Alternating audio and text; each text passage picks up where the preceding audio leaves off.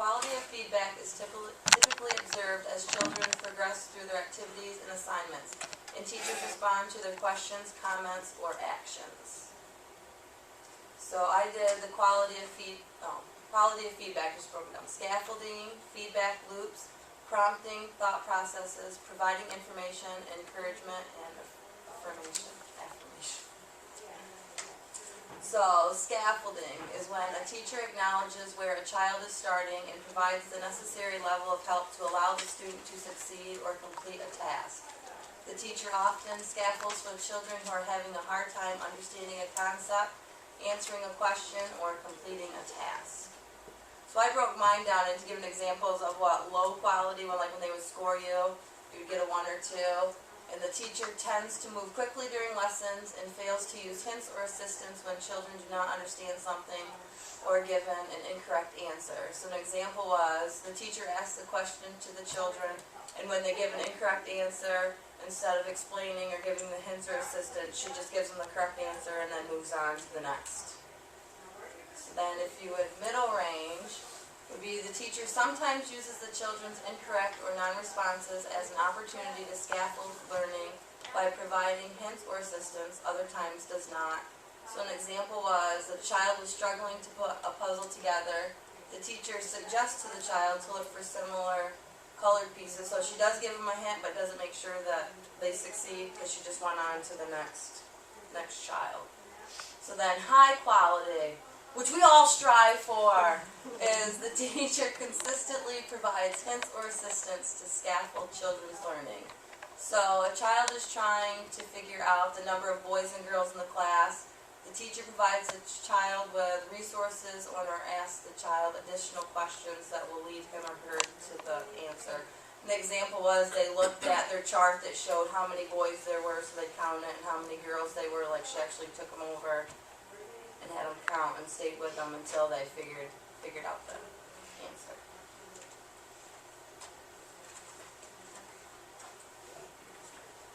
Feedback loops. Effective feedback loops provides children with specific expanded information related to their work or something they said that helps them reach a deeper understanding of their concepts than they could get on their own. So doing a good feedback loop is just keep going, why did you choose that? And keep asking the questions and getting them to answer. A back and forth exchange is used with the intention of helping him or her really understand ideas or to get the correct answer. And I believe is this a video of Liz? No, this is a picture of Liz and one of our little boys, and they're talking about the spider web and how the spider made the web and the different shapes that he sees and things like that. Persistence by teacher. The teacher frequently gives very specific feedback that is individualized to specific students or contexts of learning rather than providing global, good job types of feedback. Keep the conversation going. Encourage children to take turns during conversation. This is when, you're want the kids to keep talking to you. One example is that my kids, we were talking about a planet, and the kids had decided that Nickelodeon was on a planet. That was a planet of its own, and we were talking about that, and how did it get there, and how would you get there, and we kept the conversation going for 20 minutes about Nickelodeon, because all the characters are on this planet. It was really cool. Follow-up questions, asking questions in a different way to check for understanding.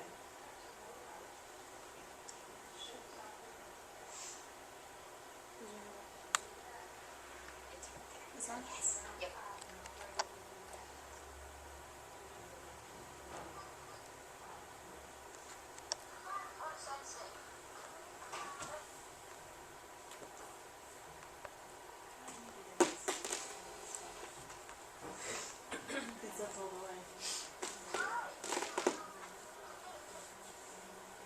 We brought speakers. Yeah, there are speakers. Is it connected? Just making sure I have the right thing. It sounds like they're.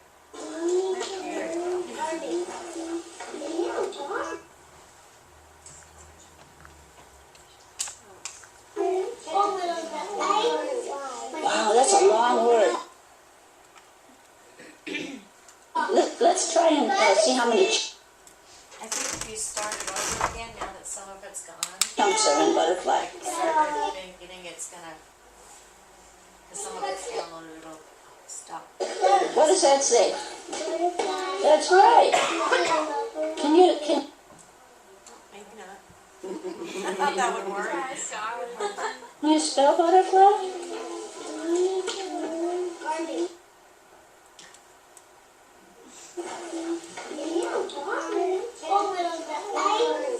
Wow, that's a long word.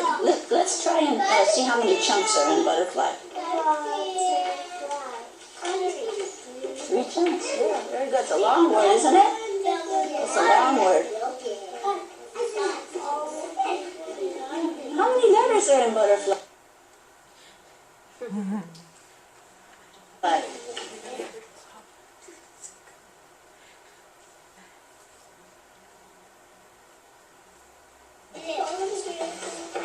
Yeah, this.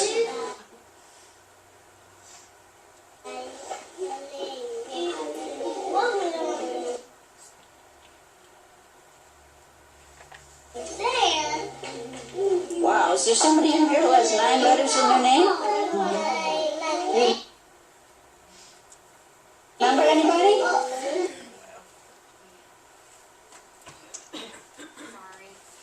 It was a cute video.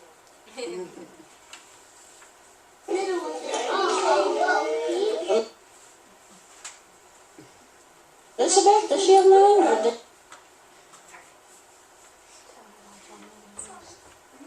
does she have 8? Let's count. E-L-I-Z-A.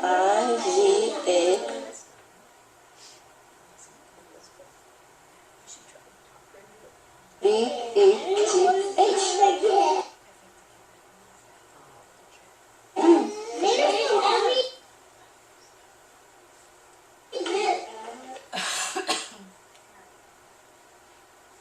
So what we're really saying is you can ask a lot of different questions over one thing that the children are doing, whether it be literacy or science or counting. In a high-quality program, there will be frequent feedback loops, back and forth exchanges, and follow-up questions between the teacher and the student. Property through process questioning. What was that? No. This was the part that Kelly and I worked on. It was the prompting thought processes. And it goes through questioning or prompting students to explain their thinking and rationale for their responses and actions. And then it's broken down on the next slide into 2 different, the queries, responses, and actions is going through students and asking why they do things. So you're looking at not just their answers, but their actions and saying, why did you do this? What made you do this? And then you're also going into asking them to explain their thinking, which is inquire how they arrived at their conclusion, which is looking more at their comments and answers. And then we have 2 videos. That this is the one for queries, responses, and actions. And he already answered it once for me, and I grabbed the recorder, so you'll hear him say, I already told you once. So I had to do it. Make there.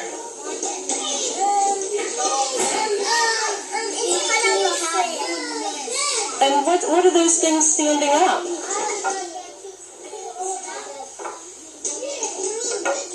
Yeah, what are those? The doors. Why did you make them there?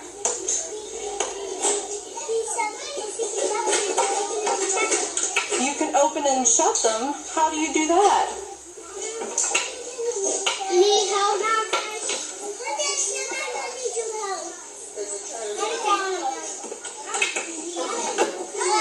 Oh, neat, guys. And why did you put them down there instead of up higher?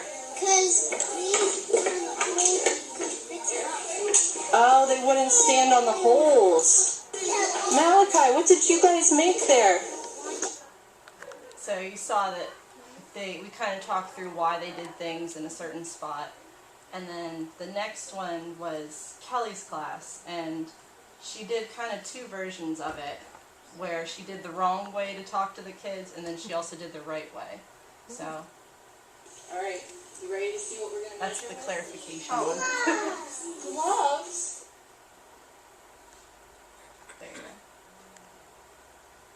Which one has the most? Green. Which one has the least?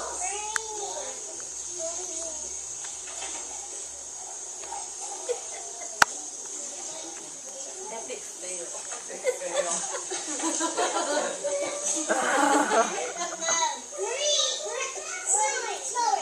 Snowy has the most. And which one has the least? Rainy. How do you know Rainy has the least? Because it doesn't have no stickers. It doesn't have any stickers. What does that mean? Zero. 0. It's less than Oval. Snowy. How many does Snowy have? 7. Let's count. 1, 2, 3, 4, 5, 6, 7. Is 7 more than 0? Yes.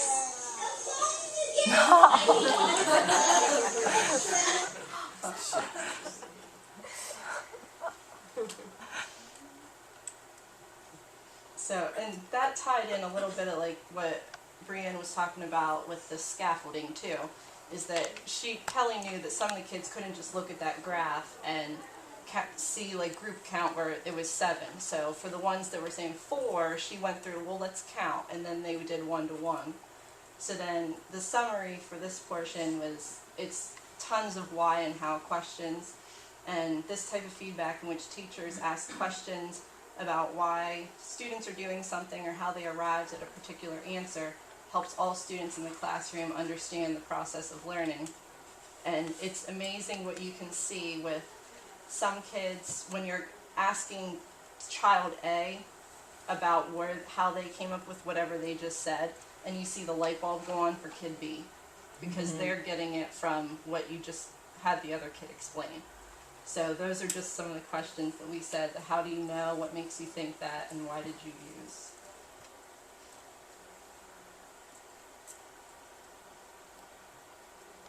Providing information. We did the expansion. There are 3 sections to this one that we split up within our groups.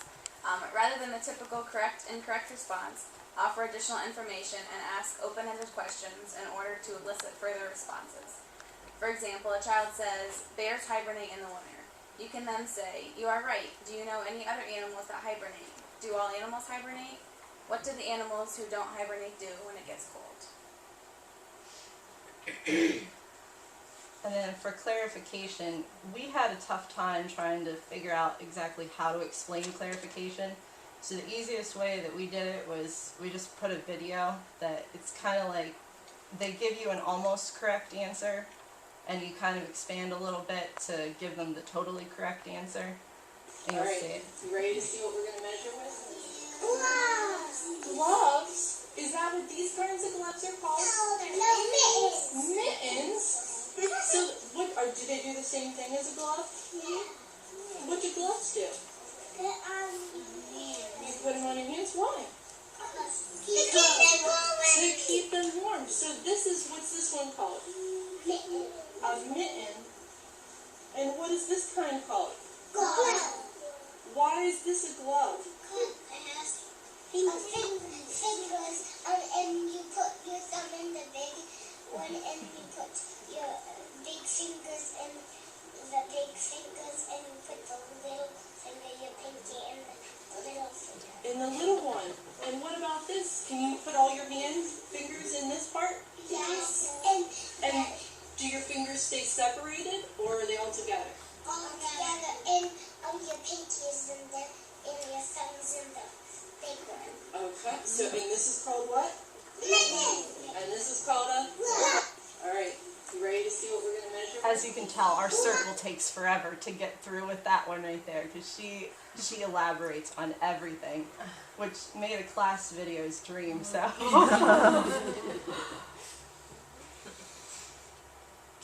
Providing information, specific feedback. Always be on the lookout for opportunities to provide feedback to children. Walk around the classroom when the children are working independently. Take the time to listen and respond in a thoughtful way to what children have to say during group lessons.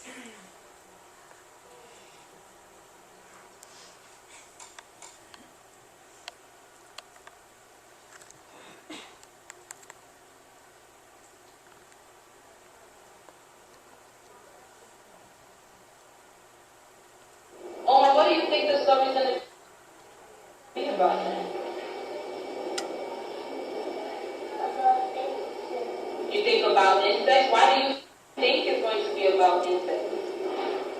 That's why there's some birds in the story. Very good, because there's going to be bugs in the story. That's a good answer. Why do you The main idea is basically asking a lot of think questions. the story What, where, when, is why. called Mystery of the Missing Fuzzy? Because we got a name. What has names? Ladybug.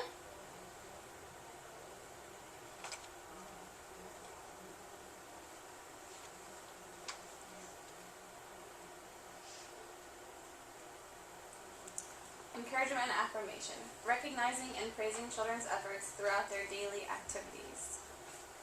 What is recognition? Acknowledgement of the children's efforts. Reinforcement is praising child's skills, attitude, and creativity in their tasks. And student persistence is encouraging the child during the process.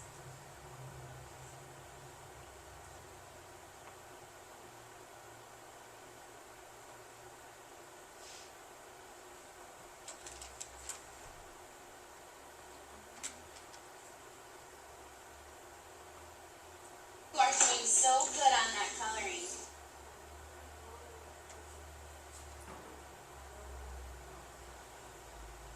You are doing so good on that coloring. Your mommy's going to be so happy to see your book at home. And are you going to read it to her? And show her where your bear goes? Yeah. She's going to like that a lot. It says, put the bear between the trees. Practice with your bear. Can you put the bear? put the bear over Right your there. rainbow? He gets to sit right in That's between. over. Now how would you put it under the sun? You are doing so good on that coloring. Your mommy's This is where they're supposed to, okay. Did anybody hear anything, about recognition? Anything that was said in there? We should have warned them before. You're gonna be tested. Anybody have anything? Kristen said, so good on that coloring to Bubba. And then she said, Mommy's going to be so happy when she sees that, and she's going to like that a lot. So she's recognizing everything that they had done. Okay. Now, pay attention to this one, because I'm going to ask you the same thing.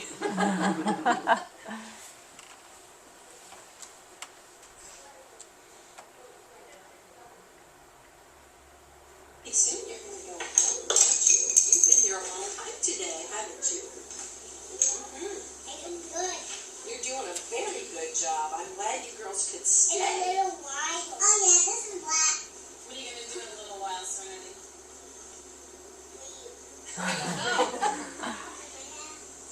Where do you normally go after school? Where does the bus drop you off at?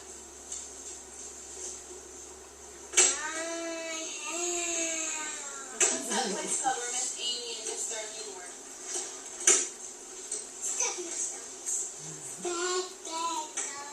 Did you forget already? Hey, soon you're going to go home, aren't you? Okay, so did you hear anything in there about the reinforcement? It was right in the beginning before they got off on. You're doing a good job. Right, you've been here a long time today, yeah, and then you're doing a good job. And then I think I said, I'm glad you girls could stay, and then we were getting children to expand on their thinking, about where you were going and why, and all that. Okay, the next one is what, student persistence, and so this, you're going to be looking for encouragement to continue. This keys in the house. I didn't even know bears had keys. Is it a frog? What's a frog thing? I'm pretending he does have keys. Oh, you're a trip. But we can have high too? Miss Kristen, did you know if you drop your keys in the woods, the bears will find them? Uh-oh.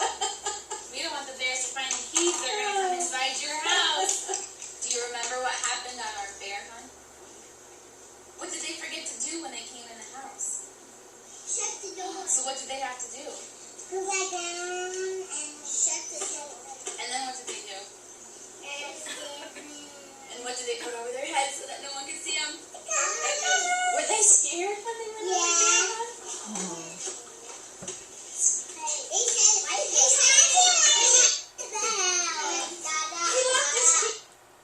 So basically on that one, it was, the kids kind of did a child-directed moment about bears losing their keys in the woods and everything, and so we kind of kept that up, and then it was to pull it back into what did you remember from last week when we went on the bear hunt, what happened when they came back, when they ran back in, they forgot to lock the door. And how does this apply to you? Our example was picking up the toys after free play, recognizing I see you're playing at blocks, you made a beautiful building. Reinforcement, do you want to knock the building down and then pick up the blocks? Or do you want to start at the top and take one down at a time? And student persistence, how quickly do you think we can pick up these blocks? Do you want to do it alone, or should we do it together? And that's the end.